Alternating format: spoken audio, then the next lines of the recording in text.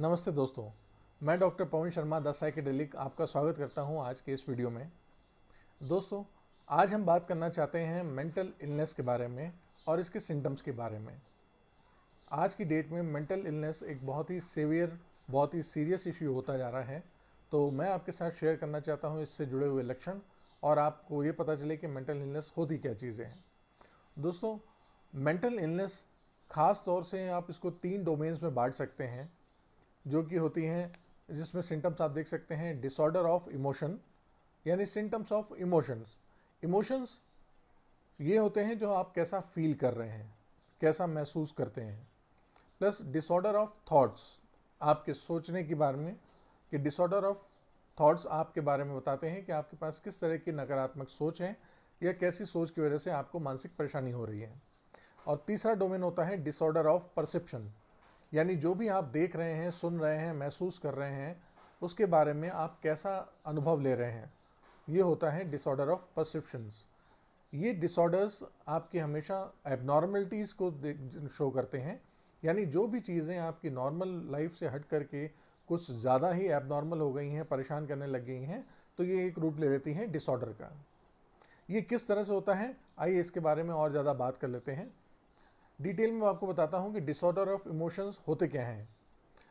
दोस्तों, इमोशंस में हम सब कुछ ना कुछ फील करते रहते हैं, जैसे sadness, happiness, angry, emotions, worry.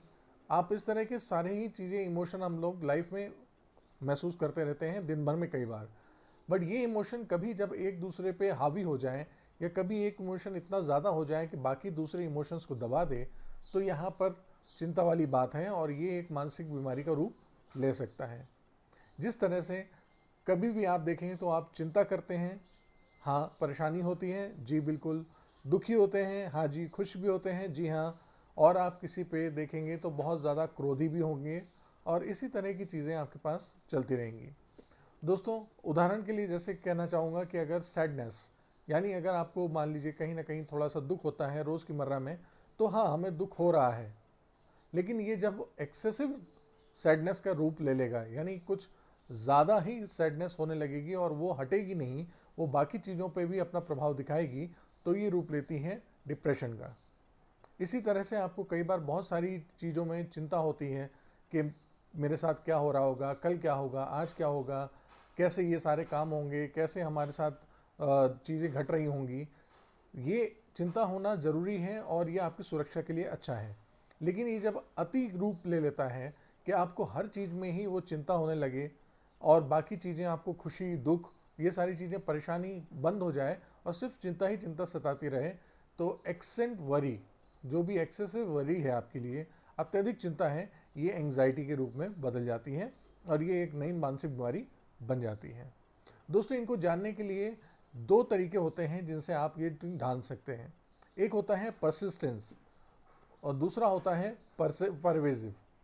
Persistence का मतलब ये हो जाता है सर, कि जैसे आपके पास एक ही भाव, एक इमोशन हमेशा रहता है, यानी आप हर समय अगर दुख में हैं तो हमेशा ही दुख में।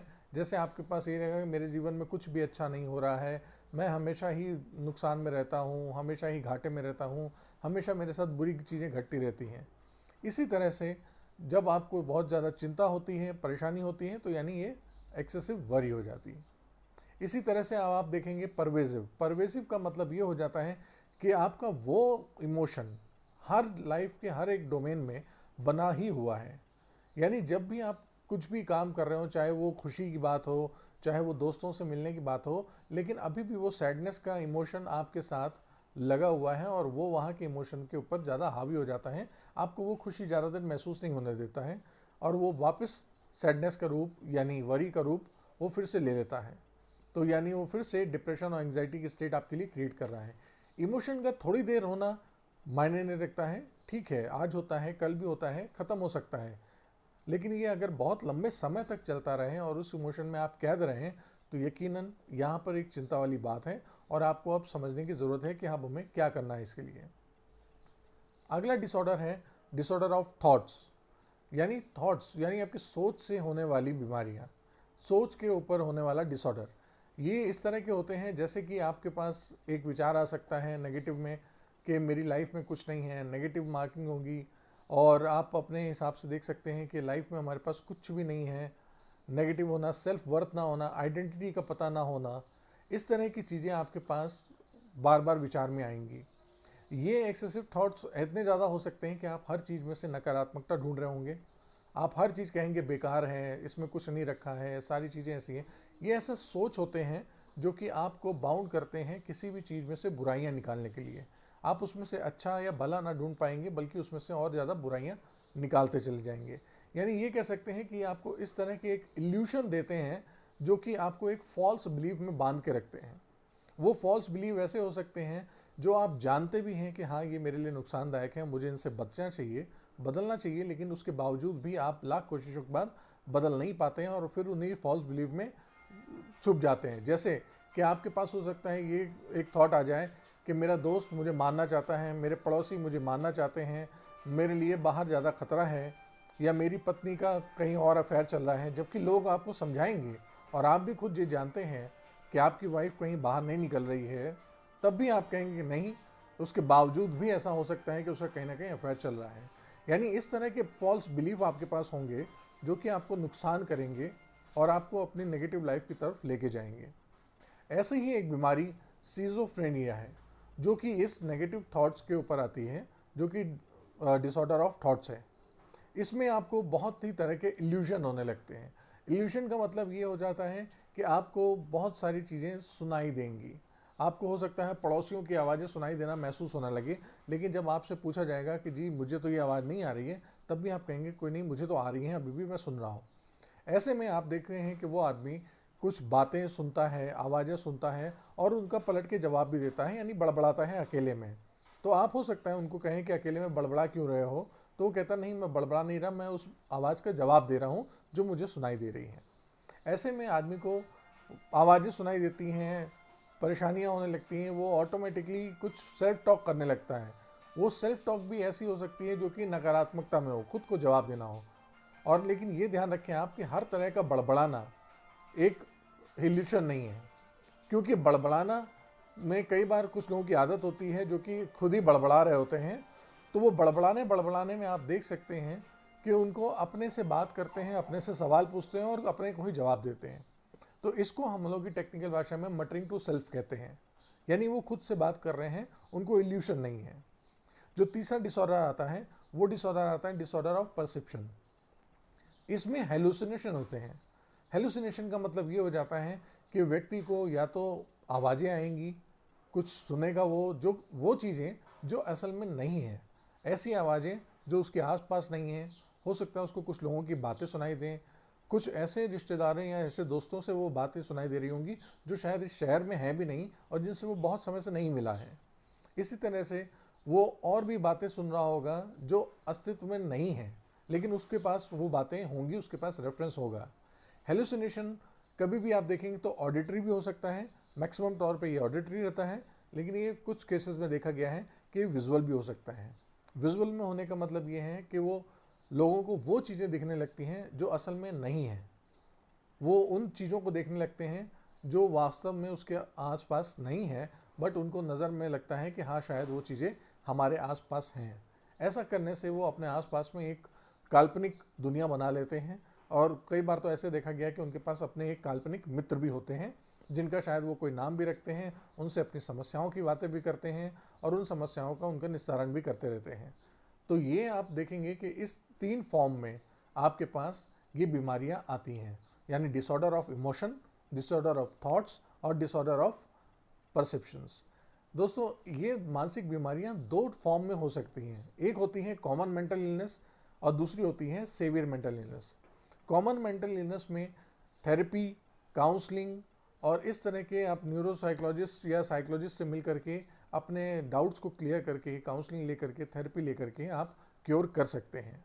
और एक होती है सेवियर, जब इस पे ध्यान नहीं दिया जाता और बहुत समय हो जाता है, अति हो जाती हैं, तो ये फिर बीमारियां बहुत ही गंभीर रूप ले लेती हैं, जहां पर आपको हो सकता है कि हॉस्पिटलाइज भी होना पड़े, जहां पर आपको रिहैब में भी जाना पड़े, और हो सकता है कि आपको दवाइयों की भी ज़रूरत पड़ती है, ट्रीटमेंट की ज़रूरत पड़ती है, यानी वो सीरियस आपके ट्रीटमेंट में रूप में आ जाती हैं।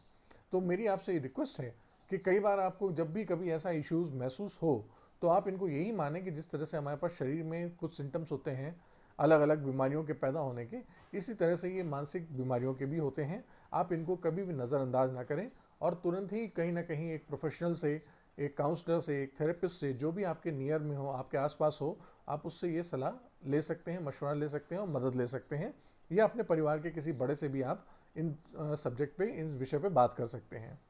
दोस्तों, हमारे समाज में देखा गया है कि हमेशा मानसिक बीमारियों को लेकर के एक स्टिग्मा, एक कलंक और एक शर्मिंदगी जैसा भाव रहता है। इसमें ऐसी कोई भी सोचने वाली बात नहीं है। आपको चाहिए कि आप आगे बढ़ करके इस पर बात करें, खुल के बात करें और अपनी समस्याओं का निदान लें। इसके साथ एक भ्रांति ये भी जुड़ी है कि इनको अक्सर हमेशा किसी ऊपरी बाधा या किसी भूत प्रेत या इनसे भी जोड़ दिया जाता है, ऐसी बातों से भी। यकीनन उसके लिए आप कहीं ना कहीं मंदिर, मस्जिद या कुछ और ऐसी जगहों पर जाते हैं जहां पर आपको इन समस्याओं से छुटकारा मिल सके।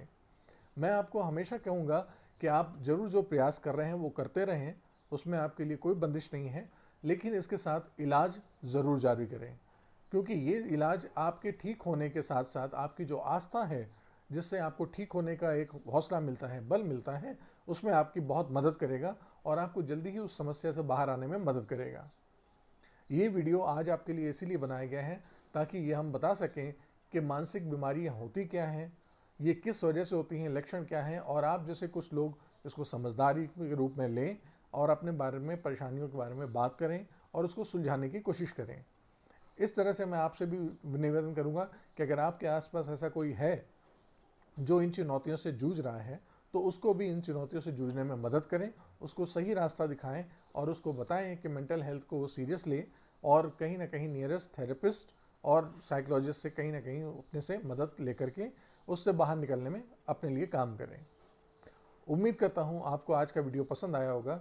अगर आपकी कोई क्वेरी हो, कोई जानकारी लेना चाहते हैं, तो आप इस कमेंट सेक्शन में नीचे लिख सकते हैं, और कोई अलग सब्जेक्ट पे भी अगर आप वीडियो चाहते हो तो ज़रूर हमें बताएं।